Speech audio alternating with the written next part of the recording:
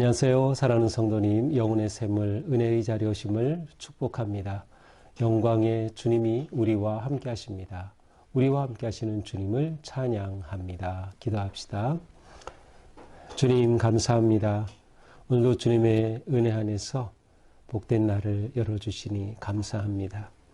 우리의 삶이 늘 주님의 말씀 안에 거하고 말씀을 따르고 말씀의 은혜와 능력을 힘입게 하여 주시옵소서. 오늘도 성령님 이끄심에 따라 주님의 음성에 귀를 기울일 때 깨닫게 하시고 또한 깨달은 말씀 따라 순종하며 나갈 수 있도록 붙잡아 주시옵소서. 예수님 이름으로 기도합니다. 아멘. 오늘 말씀은 신명기 17장 14절에서 20절입니다. 내가 내 하나님 여호와께서 내게 주시는 땅에 이르러 그 땅을 차지하고 거주할 때에 만일 우리도 우리 주위의 모든 민족들 같이 우리 위에 왕을 세워야겠다는 생각이 나거든 반드시 내 하나님 여호와께서 택하신 자를 내 위에 왕으로 세울 것이며 내 위에 왕을 세우려면 내 형제 중에서 한 사람을 탈 것이요 내 형제 아닌 타국인을 내 위에 세우지 말 것이며 그는 병마를 많이 두지 말 것이요 병마를 많이 얻으려고 그 백성을 애굽으로 돌아가게 하지 말 것이니 이는 여호와께서 너희에게 이르시기를 너희가 이후에는 그 길로 다시 돌아가지 말 것이라 하셨음이며 그에게 아내를 많이 두어 그의 마음이 미혹되게 하지 말 것이며 자기를 위하여 은금을 많이 쌓지 말 것이니라. 그가 왕 위에 오르거든 이 율법서의 등사본을 레위 사람 제사장 앞에서 책에 기록하여 평생에 자기 옆에 두고 읽어 그의 하나님 여호와 경외하기를 배우며 이 율법의 모든 말과 이 규례를 지켜 행할 것이라. 그리하면 그의 마음이 그의 형제 위에 교만하지 아니하고 이 명령에서 떠나 좌로나 우로나 치우치지 아니하리니 이스라엘 중에서 그와 그의 자손이 왕 위에 있는 날이 장구하리라. 아멘. 이스라엘은 가나안에 들어가서 그 땅을 차지하게 될 것입니다. 그리고 그 땅에 정착하면서 그 땅의 소산물을 먹게 되고 또 그들의 지파에 따라 분배된 곳에서 거주하게 될 것입니다. 이렇게 나라가 세워져 갈 때 그들에게 아마도 필요한 제도 가운데 하나는 왕이 아닐까요? 오늘 말씀은 바로 왕에 대한 말씀입니다. 14절은 이렇게 시작하죠. 여호와께서 내게 주시는 땅에 이르러 그 땅을 차지하고 거주할 때 만일 우리도 우리 주위의 모든 민족들 같이 우리 위에 왕을 세워야겠다는 생각이 나거든. 자, 그 땅에 정착하고 살아갈 때에 우리에게도 왕이 필요하다라고 할 때가 온다면 이란 뜻이에요.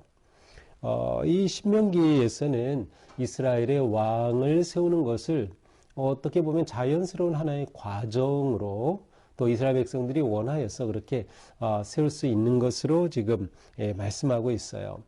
근데 이제 사실 나중에 이제 사무엘서에 가서 보면 사무엘은 왕을 세우는 것을 굉장히 부담스러워했습니다. 초대 왕을 사울을 세우긴 하지만 사무엘은 그게 너무나도 탐탁지 않았어요. 왜냐하면 이스라엘에는 오직 왕은 여호와 하나님 한 분밖에 계시지 않기 때문이죠. 그래서 인간 왕을 세운다고 하는 것은 어떻게 보면 왕이신 하나님에 대한 신앙이 부족한 아니면 그것을 저버리는 것이 될 수도 있는 거죠. 근데 이제 이 신명기에서는 왕을 세우는 것을 자연스러운 하나의 과정으로 소개합니다. 자, 이렇게 왕을 세워야 된다라고 하는 그때가 되면 어떻게 합니까? 15절 반드시 네 하나님 여호와께서 택하신 자를 세워라. 자, 왕이 되기 위한 자격입니다. 왕은 누가 세우나? 하나님이 택하신 자예요. 하나님이 택하신 자를 세워서 그를 왕으로 삼는다. 자, 그 다음 자격은 무엇입니까? 내 형제 중에서 한 사람을 택해라. 외국인이 아니다. 내 형제 중에서. 이것은 이스라엘의 민족적 경험 그리고 그들이 가지고 있는 하나님에 대한 신앙을 지킬 수 있는 사람이어야 했기 때문이죠. 이스라엘이라고 하는 그런 독특한 나라는 출애굽의 역사적 경험을 바탕으로 해서 하나님의 은혜와 자유 주심으로 세워진 나라이기 때문에 그것을 갖지 못한 외국인으로 왕을 세운다. 이것은 할 수 없는 일이었어요. 그래서 다른 타국인을 외국인을 왕으로 세우지 말라. 형제 중에서 세워야 한다라고 하는 것이죠. 자, 16절부터는 이제 이렇게 왕이 된다고 하면 그 왕은 어떻게 해야 할까요? 예, 왕이 가지고 있는, 왕이 해야 할 그러한 일 가운데 하지 말아야 할 것, 금지사항을 지금 말씀합니다. 첫 번째, 병마를 많이 두지 말라. 병마, 군마죠. 이것은 군사력입니다. 왕이 통치하기 위해서는 군사력이 절대적으로 필요하죠. 그래서 군사력은 그 당시에 말이 가장 강력한 힘이었기 때문에 말이 많이 있어야 돼요. 그런데 그 당시 말은 이집트에서 많이 생산이 되고 말이 많이 키웠고 그리고 말을 수출하게 됐습니다. 그래서 이렇게 말씀하시는 거예요. 병마를 많이 얻기 위해 애굽으로 돌아가게 하지 말라. 애굽으로 가서 병마를 얻으려고 하지 말라.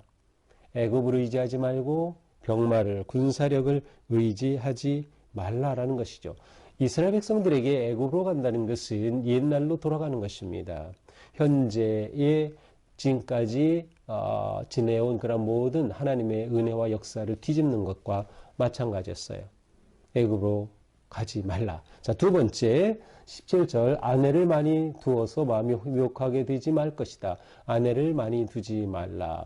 자, 아내를 많이 두지 말라는 것은 사실 이 당시에는 정략 결혼이 굉장히 많았습니다. 그래서 아내를 많이 둔다는 것은 다른 나라의 공주들과 결혼하면서 서로 정략 관계를 맺어서 국력을 튼튼히 세우려고 하는 그런 것이죠. 정치 세력을 확장하는 것이에요.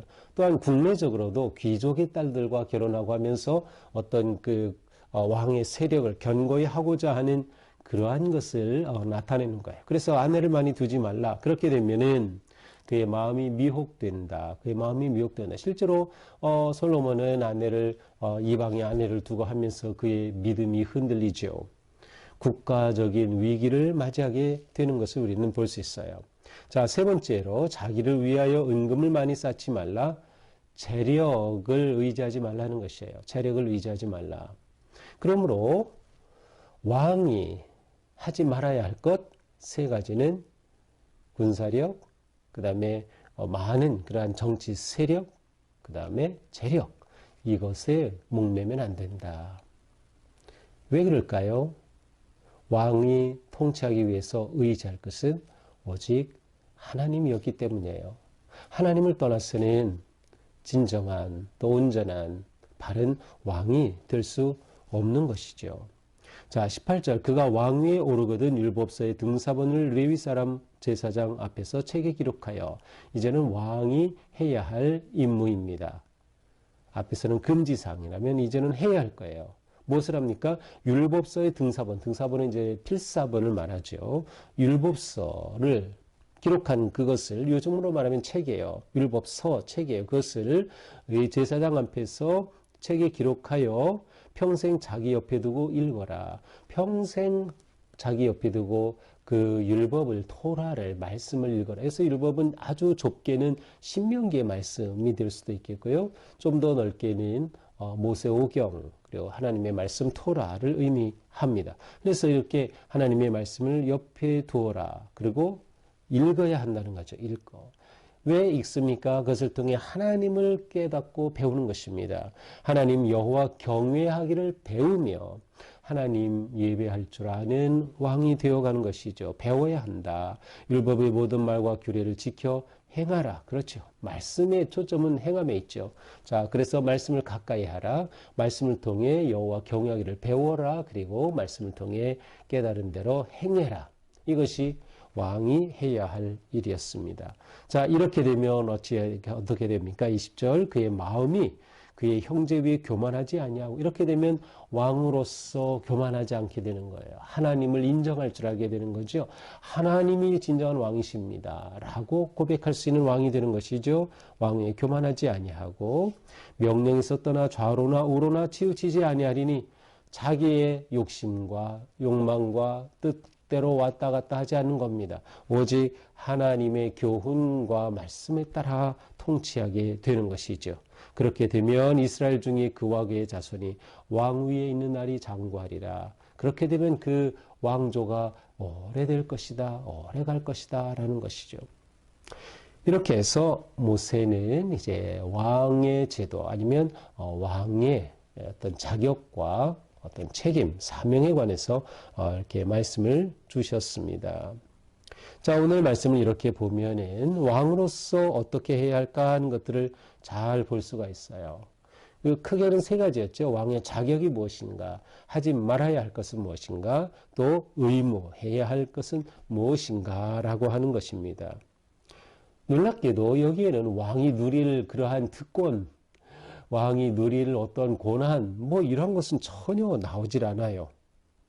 오히려 왕이 어떠해야 하는가, 일반적인 세상적인 그런 개념과는 전혀 다른 내용이 담겨 있음을 볼 수 있습니다. 그렇습니다.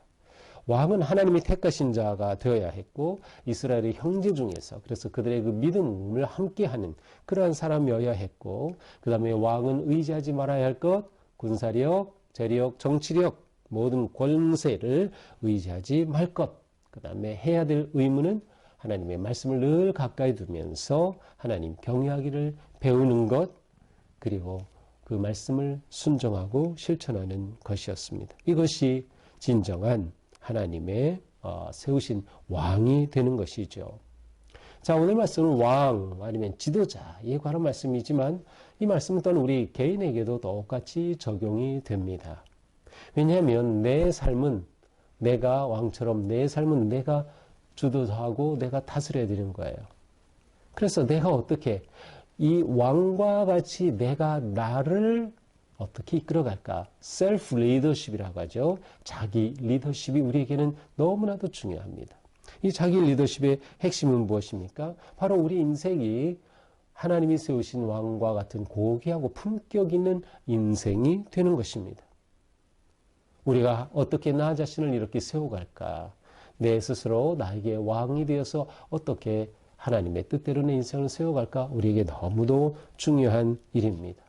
그러기 위해서 우리는 이 왕에게 주신 왕에게 해야 돼. 이런 말씀 그대로 우리에게 적용하면 되는 거죠. 하나님이 나를 택하여 세우셨다. 하나님이 나를 은혜로 자녀로 삼아주셨다. 내 정체성이 분명한 거죠. 내 왕은 하나님이십니다. 내 인생의 주인은 하나님이십니다. 자, 그러니 우리는 어떻게 해야 됩니까? 세상을 의지하지 않는 겁니다. 세상의 권력과 재력과 어떤 그 무엇도 의지하지 않는 오직 하나님을 의지하는 것. 왜? 하나님이 내 인생의 주인이시고 하나님께서 내 인생의 모든 길을 인도하시고 역사하심을 신뢰한다면 내 인생은 그렇게 하나님 앞에 세워지는 거죠. 그래서 우리는 내 인생 경영을 지혜롭게 돼요. 자신의 인생 경영을 지혜롭게 해야 한다. 그러기 위해서 우리가 해야 할 임무가 뭐겠어요? 늘 하나님의 말씀을 가까이 하면서 하나님을 예배하는 자 되는 것, 하나님을 경외하는 자가 되는 것, 하나님의 뜻을 분별하며 그 말씀에 순종하며 살아가는 것이죠. 이렇게 될 때 우리 인생은 아주 아름답고 거룩한 인생으로 세워질 것입니다. 우리가 하나님이 내 인생의 왕이심을 인정한다면 하나님의 이끄심을 따르고 하나님의 말씀에 순종하면서 거룩하고 구별된 아름다운 인생, 지혜로운 인생으로 경영하는 우리 모두가 될 수 있기를 주님의 이름으로 축복합니다. 기도합시다. 주님 감사합니다. 오늘도 말씀을 통해서 이스라엘의 왕은 어떤 존재가 되어야 하는지를 보여주셨습니다.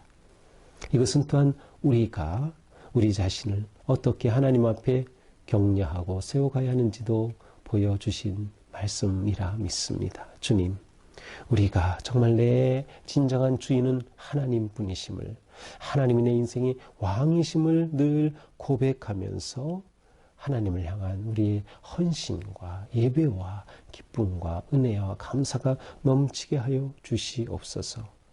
어떤 상황에서도 하나님이 나를 택하여 세우셨다는 확신과 믿음 안에 거하게 하여 주시옵소서. 또한 그러므로 우리는 오직 하나님만 의지하며 세상의 그 무엇도 의지하지 않도록 내 계획, 내 꾀를 내지 않도록 오직 하나님께 기쁨으로 순종하게 하여 주시옵소서. 내 삶 주님의 것입니다. 내 삶 주님의 것입니다. 그러므로 주님 앞에 교만하지 않고 오직 주님의 거룩하신 은혜와 그 사랑만을 의지하면서 믿음으로 담대히 나아가 승리하는 복된 자녀들 되게 하여 주시옵소서. 예수님 이름으로 기도합니다. 아멘. 네, 우리 인생의 경영은 오늘 하루하루를 어떻게 하느냐가 결정됩니다. 그래서 우리 오늘 하루도 주님의 주신 지혜 안에서 내 인생을 거룩하고 아름답게 경영할 때 내가 하나님을 왕으로 모신 그리고 내 인생이 하나님 앞에 복되고 아름다운 인생으로 세워지기를 축복합니다. 사랑합니다.